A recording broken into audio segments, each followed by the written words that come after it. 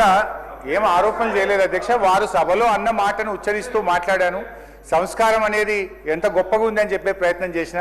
అసలు సంస్కారానికి Oscar award లేదు, కానీ ఉంటే గింటే అది గౌరవ ముఖ్యమంత్రి గారికి ఇవ్వచ్చు అని చెప్పే ప్రయత్నం చేసిన అధ్యక్ష. అంతకుమించి అధ్యక్ష నేను ఒకటే అంటున్నా అధ్యక్ష, వీళ్ళు అధికారంలోకి వచ్చి 16 నెలలు అయింది అధ్యక్ష.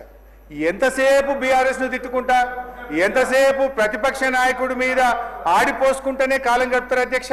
ఇవాళ ప్రజలు ఏమంటున్నారు అధ్యక్ష, ఇంకా ప్రతిపక్ష నాయకుడినో బీఆర్ఎస్ను తిట్టడం మానండి, మీ హనీమూన్ పీరియడ్ అయిపోయింది, రెండవ బడ్జెట్ను కూడా ప్రవేశపెట్టారు, మీరు ప్రజలకిచ్చిన హామీలు అమలు చేయండి మహాప్రభు అని రాష్ట్ర ప్రజలు మిమ్మల్ని కోరుకుంటా ఉన్నారు. నేను కోరేది ఒక్కటే అధ్యక్ష, ఇలా మీరు పూర్తి స్థాయిలో పెట్టగలిగే బడ్జెట్లు 4, అలా 2 అయిపోయినాయి, అంటే సగం అయిపోయినాయి. ఇక 2 బడ్జెట్లు ఉన్నాయి. అయితే మిగిలిన 2 కూడా ఇట్లనే మీరు పుణ్యకాలం ఇట్లనే చేస్తే కరిగిపోతుంది అధ్యక్ష. దయచేసి ఇప్పటికైనా ప్రజలకిచ్చిన సార్ ఇదిగోండి నా రెసిగ్నేషన్. రెసిగ్నేషన్ ఎందుకు? నేనే జాబ్స్ ని క్రియేట్ చేసి బాస్ అవ్వాలనుకుంటున్నాను. ఎలా? బాస్ వాలా. బాస్ వాలా, బీ ద బాస్.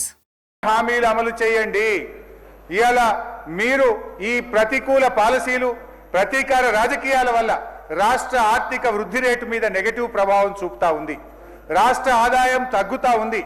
ఇప్పటికైనా మేల్కొనకపోతే రాష్ట్రం ముందు ముందు మరింత గడ్డు పరిస్థితిని ఎదుర్కోవాల్సిన పరిస్థితి ఏర్పడుతుంది.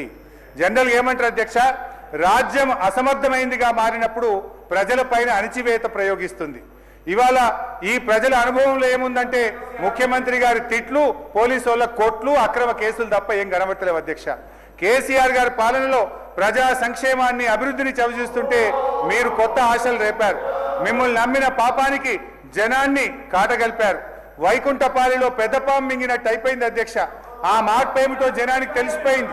జనం తీర్పు ఏమిటో ఓట్ల రూపంలో తెలవడానికి ఇక కొంత సమయం మిగిలింది అధ్యక్ష. ఒక్కటే నిమిషం అధ్యక్ష, 1 minute ప్లీజ్.